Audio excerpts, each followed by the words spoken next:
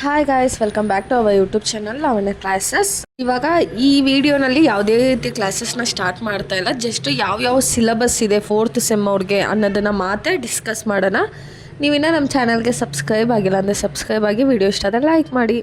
ಆಮೇಲೆ ಹೇಗೆ ಮಾಡಿದೆ ಎಕ್ಸಾಮ್ ಎಲ್ಲ, ಸೆಕೆಂಡ್ ಸೆಮ್ಮಿಂದ ರಿಸಲ್ಟ್ ಬಂದಿದೆ. ಪಾಸ್ ಆದವ್ರಿಗೆ ಕಂಗ್ರ್ಯಾಟ್ಸ್, ಫೇಲ್ ಆದವ್ರಿಗೆ ತಲೆ ಕೆಡಿಸ್ಕೋಬೇಡಿ. ನೆಕ್ಸ್ಟ್ ಸೆಮ್ಮಲ್ಲಿ ಬರ್ಕೋತೀರಂತೆ. ಇನ್ ಕೇಸ್ ಯಾವುದು 20 ಎಬೋನೋ ಇಲ್ಲ 15 ಎಬೋ ಇದ್ದ ರಿವ್ಯಾಲ್ಯೂಯೇಷನ್, ನೀವೇನಾದರೂ ಕಾನ್ಫಿಡೆನ್ಸ್ ಇದ್ದರೆ ನಿಮಗೆ ಪಾಸ್ ಆಗ್ತೀನಿ ಅಂತ ರಿವ್ಯಾಲ್ಯೂಯೇಷನ್ಗೆ ಹಾಕಿ ಪಾಸ್ ಆಗೇ ಆಗ್ತೀರ. ಮತ್ತು ಓವರ್ ಥಿಂಕ್ ಮಾಡೋದಕ್ಕೆ ಹೋಗ್ಬೇಡಿ. ಫೇಲ್ ಆದವೇ ಜಸ್ಟ್ ಒಂದು ಲೈನನ್ನು ನೆನ್ಪು ಮಾಡ್ಕೊಳ್ಳಿ, ಫೇಲ್ ಆದವನೇ ಪಾಸ್ ಆಗೋದು, ಹೊಡಿ 9 ಅಂತ ಮೂವ್ ಆನ್ ಆಗಿ ಅಷ್ಟೇ. ನೆಕ್ಸ್ಟ್ ಸೆಮ್ ಬರ್ಕೋತೀರಂತೆ.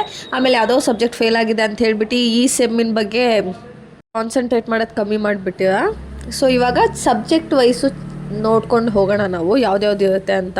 ಆಮೇಲೆ ಈ ಸೆಮ್ಮಿಂದ ಏನು ಗೊತ್ತಾ, ಈ ಸೆಮ್ಮಲ್ಲಿ ಅಡ್ವಾನ್ಸ್ ಕಾರ್ಪೊರೇಟ್ ಅಕೌಂಟಿಂಗ್ ಅನ್ನೋ ಒಂದು ಸಬ್ಜೆಕ್ಟ್ ಇದೆ. ಪರ್ಟಿಕ್ಯುಲರ್ ಆಗಿ ನಿಮ್ಮ ಏನು BCom ಇದೆ ಗೊತ್ತಾ, ಓವರ್ 3 ಇಯರ್ಸು 6 ಸೆಮ್ಮಲ್ಲಿ ಒನ್ ಆಫ್ ದ ತುಂಬ ಕಷ್ಟ ಸಬ್ಜೆಕ್ಟ್ ಅಂದರೆ AC ಅಡ್ವಾನ್ಸ್ ಕಾರ್ಪೊರೇಟ್ ಅಕೌಂಟಿಂಗ್ ಅಂತ.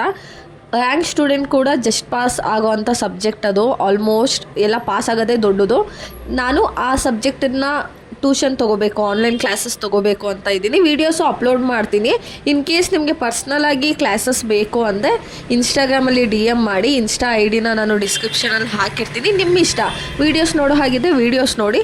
ಇನ್ ಕೇಸ್ ನಮಗೆ ಅದು ಹೇಗೆ ಅಂದರೆ ಸೈಕ್ ಆಗುತ್ತೆ, ಸಬ್ಜೆಕ್ಟೇ ಆಗಿದೆ ನಿಮಗೆ. ಅದೇ ನಮ್ಮ ಟ್ಯೂಷನ್ನ ಜಾಯ್ನ್ ಆದರೆ ತುಂಬ ಈಸಿಯಾಗಿ ಹೇಳ್ಕೊಡ್ತೀನಿ. 50 ಮಾರ್ಕ್ಸ್ ಗಿಂತ ಜಾಸ್ತಿ ಮಾರ್ಕ್ಸ್ ಸ್ಕೋರ್ ಮಾಡ್ಬೋದು. ಆ ರೇಂಜಲ್ಲಿ ನಾವು ನಿಮಗೆ ಹೇಳ್ಕೊಡ್ತೀವಿ. ಇವಾಗ 1 by 1 ನೋಡೋಣ. ಇವಾಗ 4th ಸೆಮ್ BCom ಅವ್ರದ್ದು syllabus Kannada, English as usual ಅದೇ ಇರುತ್ತೆ. Next advance corporate accounting. ನಿಮ್ಗೇನು 3rd ಸೆಮ್ಮಲ್ಲಿ ಕಾರ್ಪೊರೇಟ್ ಅಕೌಂಟಿಂಗ್ ಇತ್ತಲ್ಲ, ಅದು part 2 version. Next costing method. ನಿಮಗೆ last time fundamental of costing ಇತ್ತಲ್ಲ, ಇದು ಸೆಕೆಂಡು ಕಾಸ್ಟಿಂಗ್ ಮೆಥಡ್ ಅಂತ. Next stock and commodity market. ಇದು ಬಂದು ನಿಮಗೆ MBA ಅವ್ರದ್ದಂತೆ MBA ಅವ್ರಿಗೆ ಇದ್ದಿದ್ದು ಸಿಲೆಬಸ್ ತೆಗ್ದು ನಿಮ್ಗೆ ಹಾಕಿದ್ದಾರೆ. ನಮ್ಮ ಹುಡುಗರು ಇನ್ನೂ ಚೆನ್ನಾಗಿ ಓದಿ ದಬಾಕ್ಲಿ ಅಂತ. ಆಮೇಲೆ ರಿಸರ್ಚ್ ಮೆಥಡಾಲಜಿ, ಇದು MCom ಸಿಲೆಬಸ್ ತೆಗ್ದು ಇಲ್ಲಿ ಹಾಕಿದ್ದಾರೆ. ಓಕೆನಾ. ಮತ್ತು ಈ 4th ಸೆಮ್ ಒಂದು ಕಷ್ಟಪಟ್ಟು ಪಾಸ್ ಆಗಿಬಿಡಿ, ಯಾಕಂದರೆ ಎಲ್ಲ ಸೆಮ್ಮು ಈಸಿಯಾಗಿರುತ್ತೆ. ಇದೊಂದು ಸ್ವಲ್ಪ ಲಾಸ್ಟ್ ಮೂಮೆಂಟಲ್ಲಿ ಓದ್ಕೋತೀನಿ ಅನ್ನೋ ಓವರ್ ಕಾನ್ಫಿಡೆನ್ಸ್ ಬಿಟ್ಬಿಟ್ಟು ಇವಾಗಲೇ ಒಂದು 3 months ಮುಂಚೆನೇ, ಇಲ್ಲಾಂದರೆ 1 month ಮುಂಚೆ ಆದರೂ ನೀವು ಓದೋದನ್ನು ಸ್ಟಾರ್ಟ್ ಮಾಡಲೇಬೇಕು. ರಿಸರ್ಚ್ ಮೆಥಡಾಲಜಿ ಬಂದು MCom syllabus. Stock and commodity market ಬಂದು MBA ಅವ್ರದ್ದು. ಓಕೆನಾ. Next soft skill for business. ಇದು ಸಾಫ್ಟ್ ಸ್ಕಿಲ್ ಫಾರ್ ಬಿಸ್ನೆಸ್ ಬಂದು ನಿಮಗೆ 40 ಮಾರ್ಕ್ಸ್ ಇರುತ್ತೆ. ಇದು ನೀವು ಹೇಗೆ ಮಾತಾಡಬೇಕು ಅದು ಇದು ಅಂತ ಆ ಥರ ಬರುತ್ತೆ. Next certificate course. ಯಾವುದು ನೀವು ಲಾಸ್ಟ್ ಸೆಮ್ಮಲ್ಲಿ ಸರ್ಟಿಫಿಕೇಟ್ ಕೋರ್ಸನ್ನ ಮುಗಿಸಿ ಟಿಕ್ಕಿಂಗ್ ಸಬ್ಜೆಕ್ಟ್ ಇತ್ತಲ್ವಾ, ಸೊ ಅದೇ ಕಂಟಿನ್ಯೂಯೇಷನು. ಓಕೆನಾ. ಇವಾಗ 1 by 1 ನೋಡೋಣ.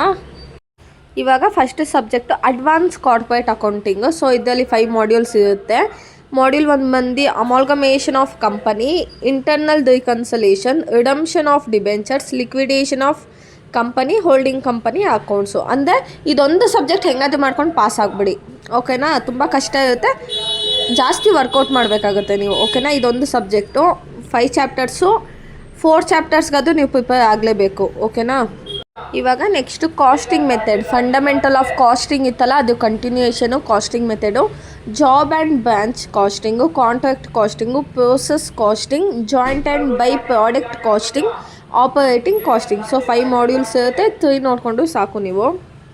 Next stocks and commodity market. ಅಂದರೆ ಇದು ಬಂದು ಸ್ಟಾಕ್ ರಿಲೇಟೆಡ್ ಇರುತ್ತೆ. ಹೇಗೆ ಸ್ಟಾರ್ಟ್ ಆಯಿತು ಮಾರ್ಕೆಟಲ್ಲಿ, ಹೇಗೆ ಸ್ಟಾಕನ್ನೆಲ್ಲ ಪರ್ಚೇಸ್ ಮಾಡ್ತಾರೆ, ಸೇಲ್ ಮಾಡಿ ಹೇಗೆಲ್ಲ ಇದೆ ಮಾರ್ಕೆಟು ಅಂತ, ಜಸ್ಟ್ ಮಾರ್ಕೆಟ್ ರಿಲೇಟೆಡನ್ನು ನೀವು ಇಲ್ಲಿ ಸ್ಟಡಿ ಮಾಡ್ತೀರ. ಓಕೆನಾ.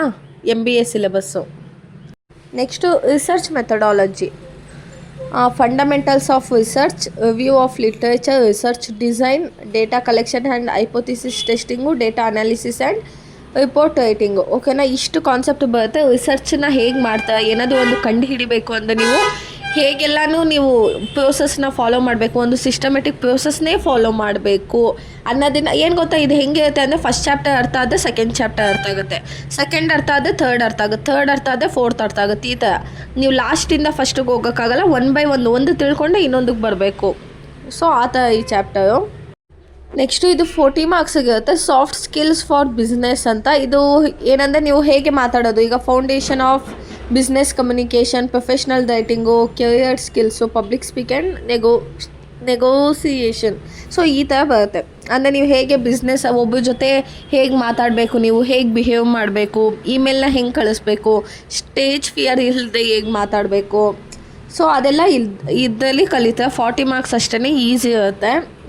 ಸೊ ಇಷ್ಟೇ. ಅದು ಬಿಟ್ಟು ಸರ್ಟಿಫಿಕೇಟ್ ಕೋರ್ಸು ಲಿಂಕನ್ನು ನಾನು ನಿಮಗೆ ಇನ್ಸ್ಟಾದಲ್ಲೂ ಹಾಕ್ತೀನಿ ಮತ್ತು ಯೂಟ್ಯೂಬಲ್ಲೂ ಹಾಕಿರ್ತೀನಿ. ಅದನ್ನು ಲಿಂಕನ್ನು ಓಪನ್ ಮಾಡಿಕೊಂಡು ರಿಜಿಸ್ಟರ್ ಆಗಿ ನೀವು ಲೈಕ್ 3rd ಸೆಮ್ಮಲ್ಲಿ ಹೆಂಗೆ ಮಾಡಿದ್ದಲ್ವಾ ಸರ್ಟಿಫಿಕೇಟ್ ಕೋರ್ಸ್ ಹೇಗೆ ರಿಜಿಸ್ಟರ್ ಆಗಿ ವೀಡಿಯೋಸ್ನ ನೋಡಿ ಅಲ್ಲಿ MCQ ಅಟೆಂಡ್ ಮಾಡಿ ಇದೆಲ್ಲ ಏನು ಸರ್ಕಸ್ ಮಾಡಿದ್ದಲ್ಲ ಅದು ಈ ಸತಿನೂ ಕಂಟಿನ್ಯೂ ಆಗುತ್ತೆ. ಅದೊಂದು ಸಬ್ಜೆಕ್ಟ್ ಇರುತ್ತೆ ಅಷ್ಟೇ. ಇದಿಷ್ಟು ಬಿಟ್ಟು ಕನ್ನಡ, ಇಂಗ್ಲೀಷು ಲ್ಯಾಂಗ್ವೇಜ್ ಸಬ್ಜೆಕ್ಟ್ಸ್ ಇರುತ್ತೆ. ಜಾಸ್ತಿ ಭಯ ಪಡ್ಕೋಬೇಡಿ, ಓದಿದ್ರೆ ಈಸಿ ಆಗಿರುತ್ತೆ. ಲಾಸ್ಟ್ ಮೂಮೆಂಟಲ್ಲಿ ಓದ್ಬಿಟ್ಟು ಬರ್ತೀನಿ ಅಂದರೆ ಕಷ್ಟ ಆಗುತ್ತೆ. ನಾವು 4th ಸೆಮ್ಮಲ್ಲಿ ಇದ್ದಾಗ ಹೇಗೋ ಕೋವಿಡ್ ಬ್ಯಾಚು 1 ಸೆಮ್ ಹೆಂಗೋ ಪಾಸ್ ಆಗಿಬಿಟ್ವಿ. ನಾವು ಕಷ್ಟ ಇತ್ತು, 4th ಸೆಮ್ ಮಾತ್ರ ಕಷ್ಟ. ಇನ್ನು ಎಲ್ಲ ಈಗ 5th 6th ಎಲ್ಲ ನಿಮಗೆ ಸಖತ್ ಈಸಿ ಇರುತ್ತೆ. ಓಕೆನಾ? 4th ಸೆಮ್ ಮಾತ್ರ ಒಂದು ಸ್ವಲ್ಪ ಸೀರಿಯಸ್ನೆಸ್ ತೊಗೊಳ್ಳಿ. ಒಳ್ಳೆಯದಾಗಲಿ. All the best. Keep watching guys. Thank you.